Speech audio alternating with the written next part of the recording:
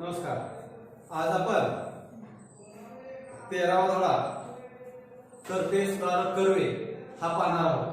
प्रस्तुत पाठाचे लेखक डॉक्टर शिरीष देशपांडे आणि त्यांचा जन्म आहे 1952 सालचा. तर प्रस्तुत पाठामध्ये महर्षी कर्वे जे थोर समाज सुधारक होते किंवा थोर समाजसेवक म्हणून आपल्या चिरकाळ स्मरणात राहणारे हे कर्वे यांचा आपल्याला जीवनपट पाहायचा आहे.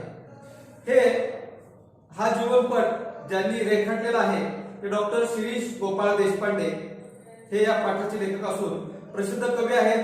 लेखक एप्सिलॉन ए सके ए, स्वातंत्र्याचे मृत्यूपत्र हे कविता संग्रह, राजा शहाजी ही महाकादंबरी, शिवछत्रपती ही पटकथात्मक कादंबरी, अरण्यकांड, प्रचारक, पंचम स्तंभ, जन्मभूमी, पाताळ यंत्र इत्यादी कादंबऱ्या, शून्यपूर्ण हा एकांकिका संग्रह असे 4 लेखन प्रकाशित आहे.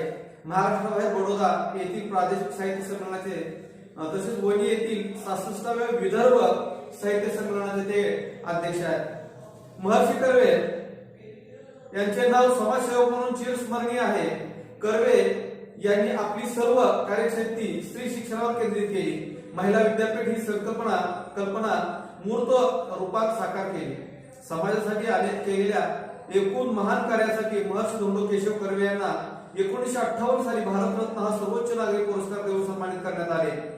त्यांच्या कार्याचा गौरव केला गेला. प्रस्तुत पाठात लेखाने महर्षी कर्वे यांच्या व्यक्तिमत्वाचा आणि कार्याचा परिचय करून दिला की कर्वे एक व्यक्ती म्हणून आणि त्यांनी केलेला समाजामध्ये स्त्री शिक्षणासाठी जो उठाव आहे त्या उठावाचं वर्णन या पाठामध्ये आपल्याला पाहायला मिळते. तर या स्त्री शिक्षणासाठी त्यांनी जी पावलं उचलली आणि त्यासाठी महिला विद्यापीठ स्थापन करण्याचं जी डोक्यामध्ये कल्पना होती ती वास्तवात आणण्याचं काम महर्षी कर्वे यांनी केलं. आणि या कार्याची दखल घेऊन भारत सरकारने त्यांना भारतातील सर्वोच्च नागरी पुरस्कार भारतरत्न देऊन त्यांना सन्मानित करण्यात आलं. तर तो भारतरत्न हा पुरस्कार म्हणजे कर्वे यांना मिळाला.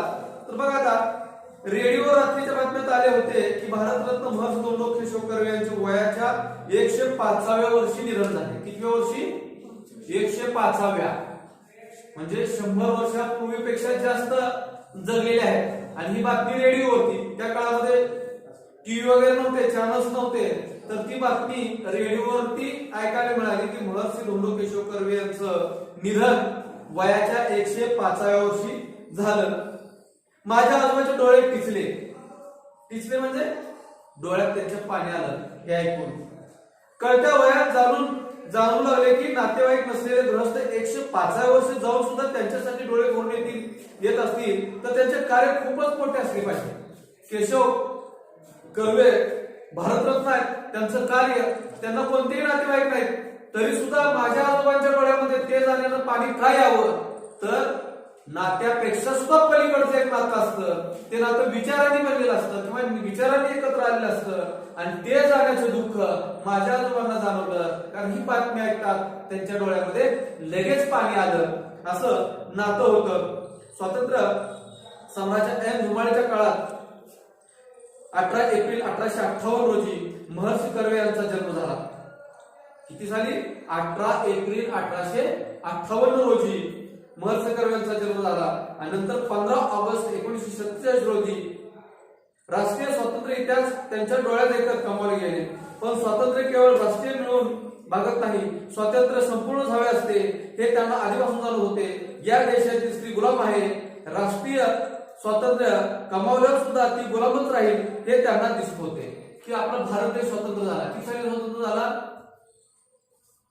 15 ऑगस्ट 1947 रोजी आपला भारत देश स्वतंत्र झाला. देश स्वतंत्र झाला, देशातील जनता स्वतंत्र झाली, पण देशातील स्त्रियांच्यावरती जे बंधनं होती ती बंधन खऱ्या अर्थाने आपण दूर करत नाही तोपर्यंत त्यांना स्वातंत्र्य उपभोगता येणार नाही ही कल्पना महर्षी कर्वे यांच्या डोक्यामध्ये होती. देश स्वतंत्र होताना त्यांनी पाहिला, देश पारतंत्र्यात असताना त्यांनी पाहिला आणि स्वतंत्र झाल्यानंतरही काही बदल त्यांनी पाहिले. पण हे बदल ठराविक विशिष्ट लोकांसाठी होते. स्त्रियांसाठी ते स्वातंत्र्य उपभोग आणि ही जाणीव ही लस त्यांच्या मनामध्ये होती.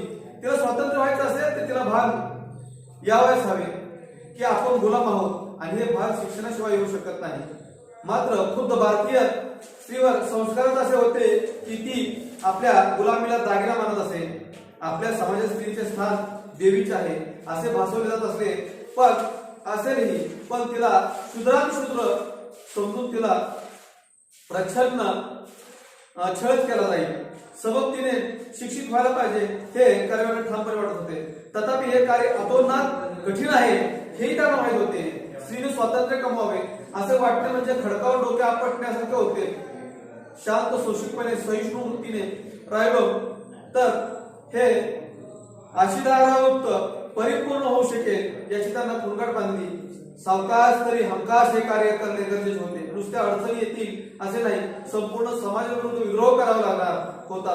असे केले तर समाज आपल्याला गिळून टाकाले हे कळत होते. आता हा बदल त्या काळामध्ये साधारण 1947, 48, 50 जो काय काळ असेल त्या काळामध्ये स्त्रियांना शिक्षण देणं म्हणजे दगडावरती डोकं आपटणे इतकं कठीण काम होतं. दगडावर डोकं आपटणं तर फुटण्याशिवाय पर्याय नाही. म्हणजे स्त्रियांसाठी तुम्ही शिक्षणाची दारे खुली करता म्हणजे तुम्हाला विरोध हा होणारच ही गोष्ट डोक्यात त्यांच्या होती. आणि स्त्रियांना जर स्त्रिया सुधारायच्या असतील तर त्यांना खऱ्या अर्थानं काय दिलं पाहिजे, शिक्षण दिलं पाहिजे.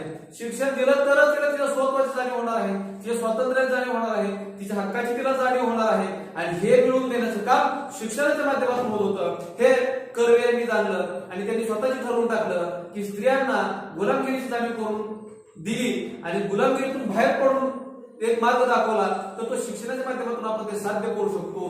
ही गोष्ट त्यांच्या लक्षात आल्यानंतर त्यांनी स्त्री जागृती, स्त्रियांना शिक्षण देण्याचं धोरण अवलंबलं.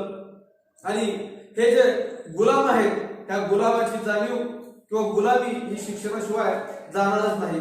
आणि आपल्याकडे स्त्रियांवर असणारे संस्कारच असे आहेत की सगळ्यात जास्त शोषित म्हणजे कोण असते, स्त्री असते. सगळ्यात जास्त कुटुंबाचा भार सांभाळण्याचं काम स्त्रीवरतीच असतं. सगळ्यांचे राग रुसवे फुगवे काढण्यात ही जबाबदारी सुद्धा स्त्रीचीच असते. ह्या सगळ्या गोष्टी करत असताना तिच्या मनाची जी अवस्था असते त्या मनाची अवस्था समजून घेण्याचं काम कोणीच करत नाही. तिच्यावर मात्र अधिकार, तिच्यावर मात्र हक्क, तिच्यावर मात्र बाकीच्या गोष्टी जबाबदारी टाकण्याचं काम घरातील इतर सदस्य करत असतात. हे रुटीन हे जे तिचं काम आहे हे काम तिचं अव्यवहार पुढे चालू राहणार आहे. जर त्यांना आपण तिच्या शिक्षणासाठी प्रवृत्त नाही केलं तर ह्याच गोष्टी तिला परत कराव्या लागणार आहे. ही जाणीव कर्व्यांना झाली आणि ह्या जाणीवे कर्वी स्त्रियांना जागृत केलं पाहिजे, शिक्षित केलं पाहिजे ही कल्पना त्यांनी स्त्रियांच्या समोर मांडण्याचं काम केलं. आणि हे करत असताना गुलामगिरी हा स्त्रियांचा दागिना आहे हे बांधूनच ते काम पुढं करावं लागत होतं. स्त्रीला आपण देवी मानतो आणि असं भासवले जातं. स्त्रीचं आपण एक रूप, आपण अनेक देवीमध्ये आपण तिचं दर्शन पाहतो. शूद्रादिशूद्र समजून तिची प्रचंड छळ केला जायचा. इकडे देवी मानलं जायचं आणि इकडे तिचा प्रचंड छळ केला जायचा. सबक तिनं सुशिक्षित किंवा शिक्षित व्हायलाच पाहिजे. आणि ते ठामपणे कर्तव्यानंच ठरवून टाकलं होतं की स्त्रियांना आपण सुशिक्षित केलं पाहिजे, शिक्षित केलं पाहिजे. स्त्रीने स्वतंत्र कमावे असं वाटणे हे मगाच सांगितल्याप्रमाणे की दगडावरती डोकं आपटते इतकंच ते कठीण काम होतं. नुसत्या अडचणी येत नव्हत्या तर समाजाविरुद्ध आपल्याला विद्रोह करावा लागणार होता. आणि त्या विद्रोहाला सामोरं जाऊन आपल्याला काहीतरी करून दाखवायला पाहिजे होतं. पंडित रमाबाई यांचे जीवनचरित्र आणि ईश्वरचंद्र विद्यासागर यांचे जीवन कार्य यातून महर्षी कर्वे यांना हुरूप मिळाला. ईश्वरचंद्रांनी पोथ्यांचा पिट्या पाडून विधवा विवाह होऊ शकतो हे दाखवून दिले. स्वतः विद्वेषी विवाह करून कर्वेंनी त्यांचा वास्तुपाठ घालून दिला. सुरुवात त्यांनी स्वतःपासून केली म्हणून त्यांना बोलायला कोणाच सोय उरली नाही. प्राध्यापक धोंडो केशव कर्वे हे कॉलेजात गणित शिकवत. विद्वत्तेचा ते महावीर होते त्यामुळे त्यांच्याशी वाद घालायला कोणी धजले नाही. केवळ सत्पुरुषांचा छळ करावा एवढेच ऐतिहासिक कार्य तेव्हा आज्ञ समजले जाईल. की पंडित रमाबाई यांचं जीवनचरित्र आपण ज्यावेळेस अभ्यासतो आणि ईश्वरचंद्र विद्यासागर यांचे जीवन कार्य यातून महर्षी कर्व्यांना एक हुरूप मिळाला. कारण ईश्वरचंद्रांनी पोथ्याच्या पिट्या पाडून विधवा विवाह होऊ शकतो हे दाखवून दिलं. समाजामध्ये आज आताच्या घडीला सुद्धा अशी अवस्था आहे. एखाद्या स्त्रीचा पती अकाली निधनानं त्याचं निधन झालं तर तिला समाज सहजासहजी पुनर्विवाहाची परवानगी दिली जात नाही आणि तिला तिचं आयुष्य तिच्या पतीविनाच काढावं लागतं. ही आजची सुद्धा काही आयुष्य समाजातली परिस्थिती आहे. ती परिस्थिती जेवढी पाहिजे तेवढी बदललेली नाही. समाज बदलतोय, असे विवाह पण होत आहेत. पण खऱ्या अर्थाने ह्या पंडित रमाबाई आणि ईश्वरचंद्र विद्यासागर यांचं जे जीवन कार्य यांच्यातून प्रेरणा घ्यायची असेल तर असे ज्या स्त्रीच्या तारुण्यपणीच्या पतीचं निधन झालेलं आहे अशा स्त्रियांना पुनर्विवाह करणं आपण समाजानं परवानगी दिली पाहिजे. तीच श्रद्धांजली खऱ्या अर्थाने ह्या लोकांना ठरू शकते. आणि हे कर्व्यांनी करून दाखवलं होतं, वास्तुपाठ दाखवून दिला होता की लोकांना सांगायचं आपण काय करायचं. तर स्वतः त्यांनी एका विधवेशी विवाह केला होता. त्यामुळे समाजामध्ये त्यांना बोलायची कोणाची हिंमत नव्हती, कारण त्यांनी स्वतःच विधवेशी एका विवाह केला होता. त्यामुळे त्यांनी तो एक आदर्श समाजासाठी घालून दिला होता की आपण सुद्धा विधवेशी विवाह करू शकतो. आणि प्राध्यापक धोंडकेशव कर्वे हे गणित शिकवायचे, त्यामुळं त्यांच्याशी वाद घालण्याचा सामर्थ्य कोणातही नव्हतं किंवा त्यांच्या पुढे ते वाद घालण्यासाठी कोण धजावतही नसेल. त्यामुळं केवळ सत्पुरुषांचा छळ करावा एवढेच आहे तसे कार्य तेव्हाच्या आज्ञ समाजाने केले. या समाजाबद्दल महर्षी अण्णासाहेब कर्वे अर्थातच क्षमाशील होते. त्यांना छळवादी समाजवृत्तीचा आधीपासूनच अंदाज होता. समाजाने केलेल्या धक्काबुक्कीत अण्णासाहेबांचे कपडे फाटत, रोज त्यांना आपला शर्ट नाही तर कोट जिथे फाटला आहे तिथे शिवून घ्यावा लागत असे. फाटके कपडे ते वापरत नसत. गावातील सुशिक्षित समजल्या गेलेल्या लोकांना ससे होतपट चालवली तरी कर्व्यांनी ना त्यांना शिव्या शाप दिलेला आपल्या कार्यातून कर्वे विजयी झाले. जसे संत ज्ञानेश्वरांचाही छळ झाला होता पण त्यांना साहित्यात ते कुठेही उमटले नाही, तसे कर्व्यांचे आचरण ज्ञानेश्वरांच्या कवितेसारखेच राहिले. की आपण ज्ञानेश्वर माहित आहे, ज्ञानेश्वरांना समाजाने अचानक छळवणूक केली. संन्यासाची मुलं म्हणून त्यांना हिनवलं गेलं. त्यांना भिक्षा सुद्धा म्हणजे समाजानं देण्यास विरोध केला. अशा पद्धतीचा छळवास त्यांच्या नशिबी आला. तर हे करत असताना त्या काळचा समाज, ज्ञानेश्वर महाराजांच्या काळातला समाज, कर्व्यांच्या काळातला समाज आणि आजचा समाज, फरक आहे समाजामध्ये. पण जो कर्मठपणा समाजामध्ये त्या काळात होता तो कर्मठपणा आज काही अंश आपल्याला पाहायला मिळत नाही, कारण समाज हळूहळू बदलतोय. तर समाजामध्ये वावरत असताना अशा रूढी परंपरांना आपण ज्यावेळेस विरोध करतो त्यावेळेस समाज आपल्यावरती या नात्या कारणाने आघात केल्याशिवाय राहत नाही. तसंच कर्व्यांच्या बाबतीत व्हायचं. रोज शर्ट फाटला जायचा, रोज कोट फाटला जायचा, रोज तो शिवला जायचा. फाटकी कपडे त्यांना आवडत नसायची. पण जोमाने येणाऱ्या संकटाला तोंड देऊन ते पुढे जायचे. त्यांना हे सगळं करत असताना त्यांना ना त्या समाजातील लोकांना त्यांनी शिव्या शाप दिले ना, त्यांना त्यांच्या कार्यातून विचलित होण्याची प्रेरणा मिळाली. तर ते त्या कार्यामध्ये लागूनच राहिले. महर्षी कर्वे यांनी अनाथ बालक आश्रमाची मूर्त पेटवली. अनाथ बालक आश्रम, त्यांना आई वडील कोण नाही अशासाठी त्यांनी बालक आश्रम स्थापन केलं. कालांतराने बालक आश्रमाचे हिंगणा येथे स्थलांतर करून हिंगणे स्त्री शिक्षण संस्था असे त्यांचे नामांतर केले. पैसा निधी व पुरुष निधी त्यांनी जमवला. त्यांच्यावर चाल करून येणाऱ्या समाजालाही या गोष्टीची पूर्ण कल्पना होती की यातील पैचा हिशोब कर्व्यांजवळ असणार आहे. कर्व्यांनी जमा केलेल्या निधीची उधळपट्टी तर केवळ असंभव कर्वे स्वतः मोटर वापरत नसत. मैलंती लांब असलेल्या आश्रमात ते पायी जात. समाजाचे पैसे वापरणं दूरच, स्वतःचे पैसे सुद्धा ते समाजासाठी वापरतात. हे मात्र समाजात माहित होते. जेवढे खर्च घरात आवश्यक होते तेवढे आपल्या कमाईतून ते करत, उर्वरित सर्व पैसा ते समाज कार्यात वापरत. ते स्वतःच्याच विश्वास वावरत अशी कुरकुर घरच्यांच्या मनात घर करून राहिली होती. वस्तुतः समाज सुस्वरूप करण्यासाठी महर्षी कर्वे यांची जिद्द होती. पण त्या जिद्दीने कुटुंबालाही कुठेही कुरूप केले नाही. नेमकेपणाने हा गणिताचा गुणधर्म त्यांना येथे उपयोगी पडला.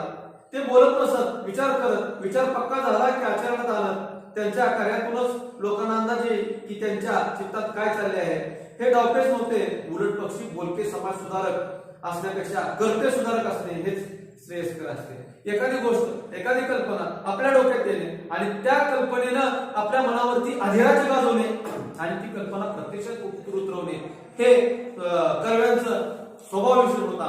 त्यामुळे एखादी गोष्ट त्यांच्या मनामध्ये आली ती लगेचच त्याचे गोष्टीचं मजबूत झाली, तो विचार मजबूत मनामध्ये झाला तर ती कालांतराने प्रत्यक्ष आपल्याला अनुभवायला मिळायची. त्यांनी अनाथ आश्रमाची स्थापना केली. कालांतराने हे अनाथ आश्रम हिंगणे येथे स्थलांतरित केले आणि त्याला नाव देण्यात आलं हिंगणे श्री शिक्षण संस्था. आणि त्यांनी पैसा निधी जमवला. कुठेही गेले तर ते चालत फिरायचे निधी गोळा करण्यासाठी.